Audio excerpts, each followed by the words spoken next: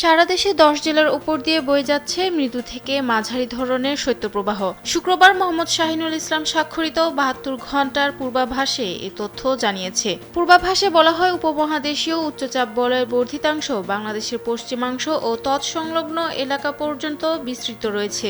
মৌসুমে স্বাভাবিক লঘুচাপ দক্ষিণ বঙ্গোপসাগরে অবস্থান করছে। এর বর্ধিতাংশ উত্তর বঙ্গোপসাগর পর্যন্ত বিস্তৃত রয়েছে। এ অবস্থায় শুক্রবার অস্থায়ীভাবে আংশিক মেঘলা আকাশ সহ সারা দেশের আবহাওয়া শুষ্ক থাকতে পারে। মধ্যরাত থেকে সকাল পর্যন্ত কোথাও কোথাও হালকা থেকে মাঝারি ধরনের কুয়াশা পড়তে পারে। রাজশাহী, পাবনা, নওগাঁ, দিনাজপুর, পঞ্চগড়, যশোর, কুষ্টিয়া, চুয়াডাঙ্গা, গোপালগঞ্জ ও মৌলভীবাজার জেলাসমূহের উপর দিয়ে মৃদু থেকে মাঝারি ধরনের শৈত্যপ্রবাহ বয়ে যাচ্ছে এবং তা কিছু এলাকায় অব্যাহত থাকতে পারে।